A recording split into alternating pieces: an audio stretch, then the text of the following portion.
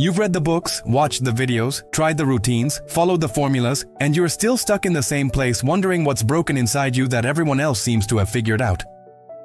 Let me tell you something that nobody wants to admit, because it destroys the entire self-help industry built on selling you hope in a bottle. The reason you haven't improved isn't because you're not trying hard enough. It's because everything you've been taught about change is designed to keep you running in circles buying the next solution. You wake up exhausted before the day even starts, scrolling through your phone, looking for that one piece of advice that will finally make sense, but deep down you already know it won't work because nothing ever does for more than 3 days. You've become an expert at starting over, at promising yourself this time will be different, at feeling that brief spark of possibility before it dies in the same pattern it always does. The productivity apps sit unused after week 1, the journals have 3 entries, the meditation streak broke on day 4, and you're back to feeling like a failure who can't even do the basics that everyone else seems to handle effortlessly. You don't tell people how often you think about giving up completely because admitting that feels like proving you really are as weak as you suspect. You've memorized every motivational quote, every framework, every morning routine of successful people, and none of it touches the exhaustion that lives in your bones. When you rest, you feel guilty. When you push, you feel empty. When you try to be consistent, something inside you sabotages it every single time. You're tired of your own excuses, but you can't stop making them because the truth underneath is too heavy to look at directly. You help everyone around you, show up for them, give advice that actually works, but when it comes to yourself, you're completely lost. The gap between who you want to be and who you are keeps getting wider no matter how many times you try to bridge it with another course, another book, another promise to yourself that this Monday will be different. Here's what actually happened to you. And this is the part they'll never tell you in those motivational videos with the epic music and the sunrises. You learned very early that your needs didn't matter as much as keeping everything together around you, so you built your entire personality around being strong enough to not need anything from anyone. That's not strength, that's survival, and survival mode doesn't have an off switch you can find in a 10-minute meditation or a gratitude journal. Your nervous system is wired to expect disaster, to scan for threats, to never fully relax because relaxing meant danger when you were learning how the world works. The self-help industry tells you to just change your thoughts, shift your perspective, choose happiness, but they're asking you to override a biological protection system that kept you alive when nobody else was going to. Every productivity system you try fails because you're not actually trying to be productive. You're trying to finally feel safe enough to exist without the constant underlying terror that you're about to be exposed as someone who doesn't deserve to take up space. The brutal truth nobody wants to say out loud because it destroys the fantasy of easy transformation. You can't think your way out of patterns that were carved into you before you had language to describe what was happening. You're not lazy, you're protecting yourself from more disappointment by never trying hard enough to really fail. You're not procrastinating, you're stuck in freeze response because your body learned that moving forward meant getting hurt.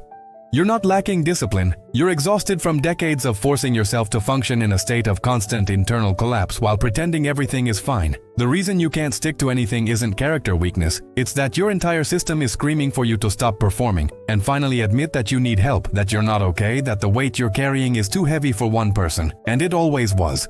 You don't trust your own decisions because every choice feels like it could be the one that finally confirms you're as broken as you fear. So you research endlessly, analyze obsessively, and ultimately do nothing because paralysis feels safer than potential failure. There is a way through this, but it requires you to stop trying to fix yourself like you're a problem to be solved and start treating yourself like someone who survived something that should have destroyed you, but somehow did not. You don't need another morning routine. You need to acknowledge that getting out of bed some days is the entire victory, and that's enough.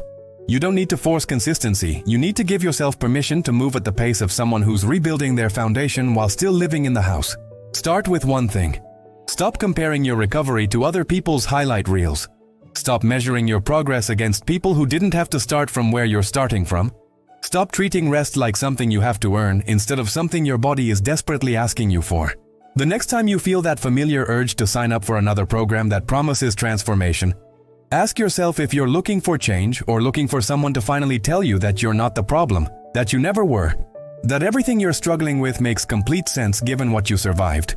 You weren't built wrong, you were built for conditions that no longer exist, but your system doesn't know that yet because nobody taught you how to tell your body that the danger is over. The path forward isn't about pushing harder or finding the right system or finally getting disciplined enough. It's about slowly, painfully, honestly untangling what's actually yours from what was done to you, what's protection from what's prison, what's rest from what's resignation. You're going to have to feel things you've spent your entire life avoiding sit with discomfort that makes you want to run back to the familiar hell of constant striving. And accept that healing doesn't look like the before and after photos that sold you on the idea that you could quantum leap out of your own history. Some days you will do everything right and still feel like you're drowning. That's not failure. That's what processing decades of unprocessed survival looks like in real time. This isn't inspiration. This is permission to stop pretending that you can bootstrap your way out of patterns that require you to fundamentally reimagine your relationship with yourself. And that work is slow and ugly and doesn't make for good content, but it's the only thing that actually creates lasting change instead of another cycle of hope and crash. You can start now, not by adding more to your plate or trying harder or finding more willpower, but by simply acknowledging that maybe the reason nothing has worked is because you've been trying to build a life on top of a foundation that was never stable to begin with. And before you can rise, you have to be willing to excavate. If that makes you uncomfortable, if that feels like too much, if you want to close this video and go back to searching for something easier, then you're exactly where most people stay forever, knowing the truth but not ready to live it. The only question that matters is whether you're more afraid of staying exactly where you are, or more afraid of what it will cost you to finally break the cycle and build something real on top of the rubble. You survived everything that was supposed to break you, which means you're stronger than you've ever given yourself credit for. But that strength has been aimed at holding yourself together, when what you actually need is the courage to fall apart in a way that finally lets you rebuild differently. Nobody's coming to save you, no program or guru or system will do this for you. And the sooner you stop looking outside yourself for someone to hand you the answer, the sooner you can start doing the actual work that creates change. Grieving who you had to become to survive.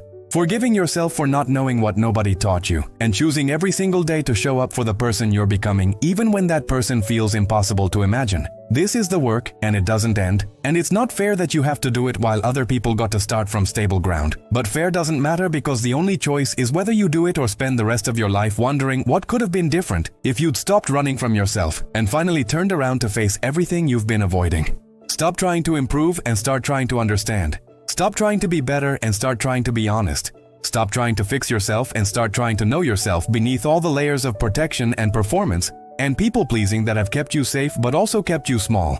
The reason you haven't improved despite trying everything is because improvement was never the answer. Understanding was, and understanding requires you to stop moving long enough to feel everything you've been running from.